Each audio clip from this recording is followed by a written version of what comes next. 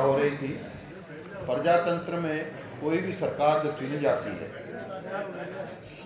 तो उसके पैमाने, कितना विकास किया, क्या सरकार की नीतियां हैं और क्या आम आदमी को लाभ पहुंचा है, इन बातों से तोला जाता है।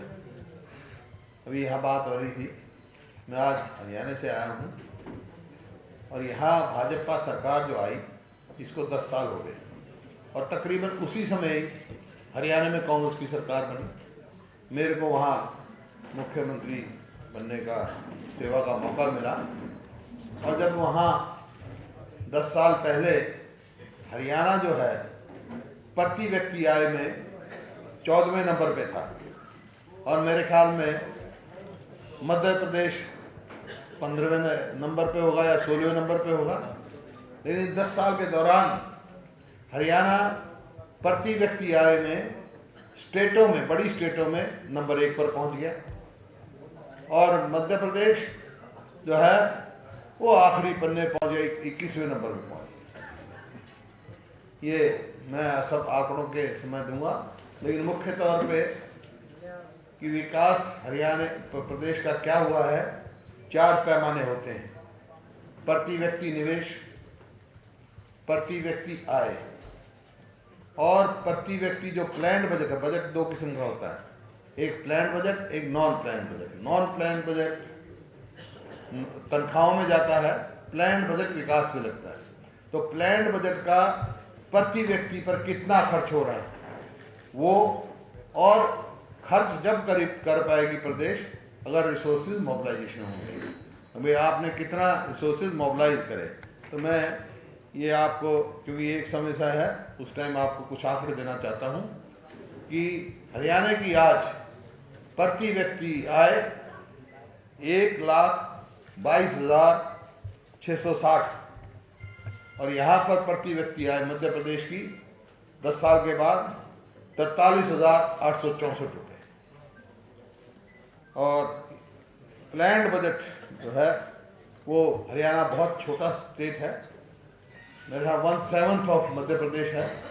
पॉपुलेशन भी शायद मध्य प्रदेश की 3 गुना ज़्यादा होगी हरियाणा से, लेकिन प्लान्ड बजट हमारा जो है इनका ज़्यादा अंतर नहीं है इतनी बड़ी स्टेट होने के बाद भी। और पर कैपिटा जो प्लान्ड बजट मैंने कहा, जो प्रति व्यक्ति प्लान्ड बजट है हमारा 10,679 रुपये है और मध्य प्रदेश का 4,430 रुपये।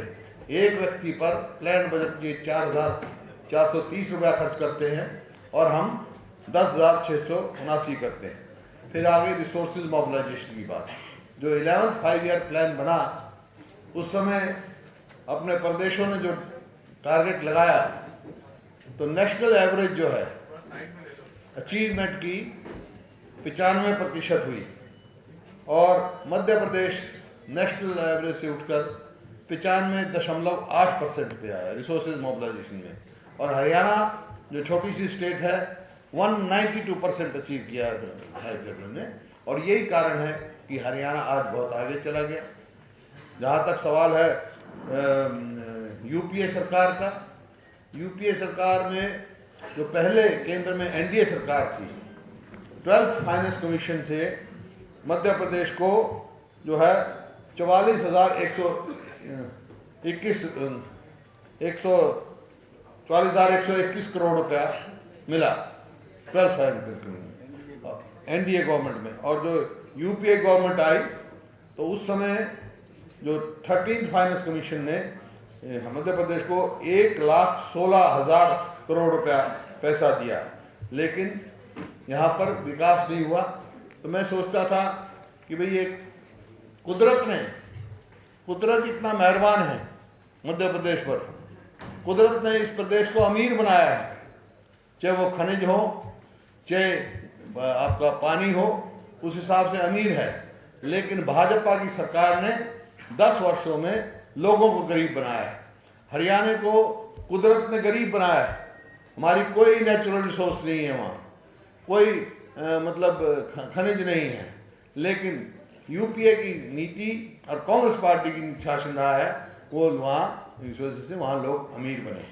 उसका उदाहरण आप जो है पैमाने देखेंगे तो मान लो केंद्र ने जो है आपको काम का अधिकार दिया, मनरेगा के नाम से स्कीम चलाई, तो मैं हैरान था। आज मैंने पता किया यहाँ पर जो मनरेगा में जिसको कार्य मिलता है उसको 140 रुपये मिलते हैं और हरियाणा 214 रुपये देता है। एक दिन का इतना अंतर कोई छोटी बात नहीं है। और इसी प्रकार से जो गन्ना, यहाँ कई शुगर मिल भी होंगे, हरियाणा में भी हैं।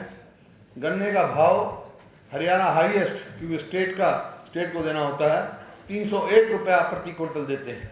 यहाँ पर 210 रुपये प्रति क्विंटल। एक क्विंटल में 90 रुपये का अंतर है। किसान की बात, क्योंकि मैं किसान का बेटा हूँ, मेरे को बहुत तकलीफ हुई है देखकर कि भाई मध्य प्रदेश में बिजली किसान के लिए 2 रुपये 71 पैसे यूनिट है, हरियाणा में हम 25 पैसे यूनिट देते हैं बिजली का। तो इस प्रकार से आप देखें, 25 पैसे यूनिट, यहाँ 2 रुपये 71 पैसे। वहाँ कोई किसान जो है खेत में कोई सांप काट जाए, बिच्छू काट जाए या कोई दुर्घटना हो जाए, जो चाहे वो किसान है, कार्यकर्ता चाहे मजदूर है, उसके 5 लाख रुपया हम देते हैं हरियाणा सरकार की तरफ से। यहाँ पर ऐसी कोई स्कीम है नहीं। और जब कोई दफ़ा फसल जो बाढ़ से या किसी वजह से खराब हो जाती है, किसान की जब हरी हरी फसल खराब हो जाती है, बहुत तकलीफ की बात होती है।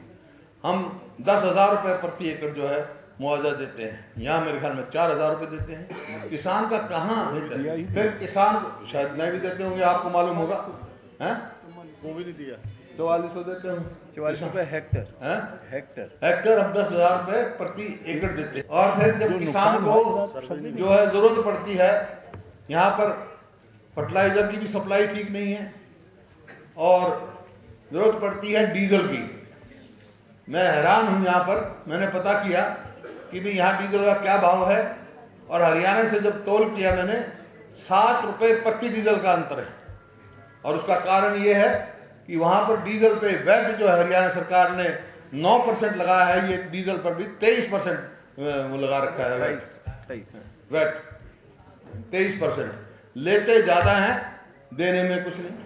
इसी प्रकार से जो सामाजिक सुरक्षा है, जो मैं मोटे मोटे आंकड़े दे रहा हूँ, सामाजिक सुरक्षा का सवाल आया जहाँ यहाँ जैसे वृद्ध अवस्था की पेंशन है, यहाँ पर 60 साल से ऊपर जो है मध्य प्रदेश में 55 लाख बुजुर्ग हैं। तो 55 में से ये शायद 14 या 15 है, हाँ, 14,68,000 को ओल्ड एज पेंशन देते हैं, 250 रुपये। और हरियाणा में जो पॉपुलेशन है वर्ग की वो 15 लाख, और उसमें से हम देते हैं कितने को? 13 लाख को। मतलब 81% जो 60 साल से ऊपर हैं उन सबको हम वृद्धावस्था पेंशन देते हैं। और यहाँ पर मध्य प्रदेश में केवल 26% लोगों को देते हैं, और वो भी हरियाणा में 750 थी, अब 1,000 रुपये कर दी गई है, 250 रुपये। इसी प्रकार से विधवा के लिए सोशल सिक्योरिटी में विधवा को वहाँ पर भी 1,000 रुपये देते हैं। और इसी तरह परसेंट का फर्क है। इसी तरह हैंडीकैप्स के लिए।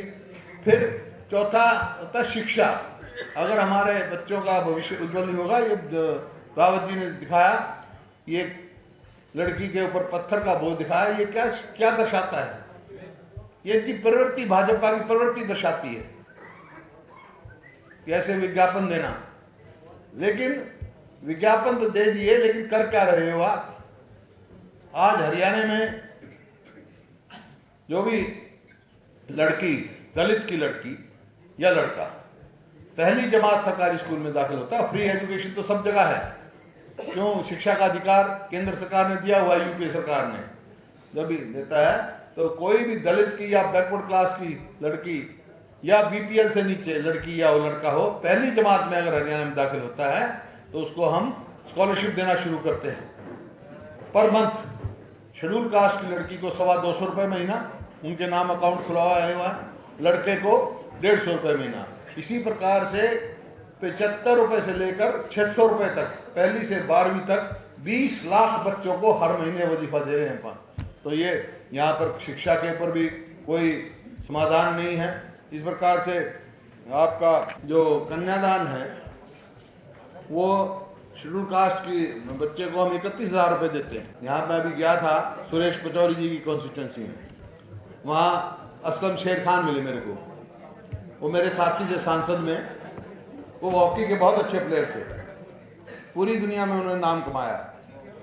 तो आज मैंने देखा भाई आज है कोई मध्य प्रदेश से प्लेयर, कोई नाम नहीं आता खेल में।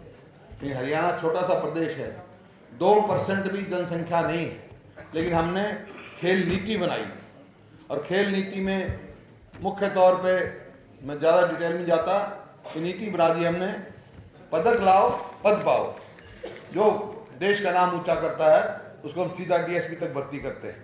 और खेल नीति का नतीजा ये हुआ कि दिल्ली में जब कॉमनवेल्थ हुए, हिंदुस्तान को 38 गोल्ड मेडल मिले पहली दफा कॉमनवेल्थ में, और 38 गोल्ड मेडल में से 22 गोल्ड मेडल अकेले हरियाणा के खिलाड़ियों के थे प्रोत्साहन के द्वारा। कोई छोटी बात नहीं है ये।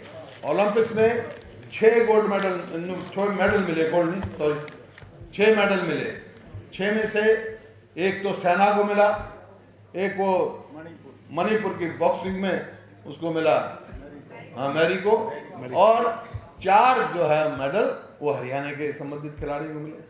तो चाहे खेल है, कृषि की बात लगाओ, वीट प्रोडक्टिविटी में जो कि मध्य प्रदेश का वीट बहुत अच्छा है माना जाता है, लेकिन जहाँ प्रोडक्टिविटी का सवाल होता है वहाँ हरियाणा आज पूरे देश में नंबर 1 पर है। कृषि कर्मण के लगातार 2 दफा जो है मेरे को राष्ट्रपति जी ने भी और प्रधानमंत्री जी ने भी नाम कृषि कर्मण का दिया। आप कोई भी फील्ड लें, आप कोई भी फील्ड लें, तो ये जो अंतर क्या है, अंतर ये है कि यूपीए सरकार ने जो भारत निर्माण का कार्यक्रम चलाया, यूपीए सरकार ने जो भोजन का अधिकार दिया, यहाँ पर अभी तो मैनिफेस्टो में शायद आपने कहा कि गरीब से गरीब आदमी को 35 किलो मुफ्त मिलेगा। आज जो भोजन का अधिकार दिया, काम का अधिकार दिया, शिक्षा का अधिकार दिया, और मिशन चलाए, नेशनल हेल्थ मिशन चलाया, हॉर्टिकल मिशन चलाया, और इतना पैसा दिया, उसका सदुपयोग मध्य प्रदेश में नहीं हुआ। और जो प्रदेश सरकार कर सकती थी वो भी यहाँ उसका सदुपयोग नहीं हुआ। इस प्रकार से कितने ही आपको मैं पैमाने बता सकता हूँ। जो यहाँ पर एक्स सर्विसमैन का देखो, एक्स सर्विसमैन का क्या है, हरियाणा में तो जो परमवीर चक्र लेके आता है उसको हम 31 लाख रुपए देते हैं, अशोक चक्र को भी 31 लाख रुपए देते हैं। यहाँ शायद ओलंपिक्स में जो गोल्ड मेडल लेके आता है उसको 5 करोड़ देते हैं, जो सिल्वर लेता है आता है उसको 3 करोड़ देते हैं प्रोत्साहन के लिए, जो ब्रॉन्ज लेके आता है उसको 2 करोड़ देते हैं। लेकिन यहाँ कोई ऐसी नीति नहीं है, क्योंकि आज सवाल ये है, लोग इस बात को समझ चुके हैं, ये जो पार्टियां हैं, चाहे भारतीय जनता पार्टी है, ये पार्टियां धर्म के नाम पर या जात पात के नाम पर वोट बटोरना जानती हैं। लेकिन आज आदमी, हिंदुस्तान के लोग और खासतौर पर मध्य प्रदेश के लोग इस बात को पहचान चुके हैं, जान चुके हैं कि कांग्रेस गरीब आदमी के साथ। आज समीकरण जो हो रहा है वो 2 वर्गों में हो रहा है। एक वर्ग कमेरा है, जो गरीब आदमी है, किसान है, मजदूर है, छोटा दुकानदार है, जो सवेरे अपने घर से निकलता अपने बच्चों के पेट पालने की सोचता है। दूसरा वर्ग जो है, जो गरीब आदमी की मेहनत को शोषण करता है, अमीर आदमी, टॉप के आदमी। तो ये है आज गरीब आदमी कांग्रेस के साथ खड़ा है, और जो शोषण करते हैं वो भारतीय जनता पार्टी के साथ खड़े हैं। ये समीकरण हो रहा है, राजनीतिक समीकरण, ना जात पे है ना धर्म पर है, आज तो इस बात पर है। कमेरा वर्ग में एक तरफ खड़ा है और जो शोषण करने वाला वर्ग वो एक तरफ खड़ा है। तो आज मैं 2-3 सुबह से यही मध्य प्रदेश में घूम रहा हूँ, 2 दिन के लिए छत्तीसगढ़ गया था, वहाँ से भी मैं दावे के साथ कहता हूँ छत्तीसगढ़ में भी कांग्रेस की सरकार बनने जा रही है, और मध्य प्रदेश में भी भारी बहुमत से कांग्रेस पार्टी की सरकार बनने जा रही है।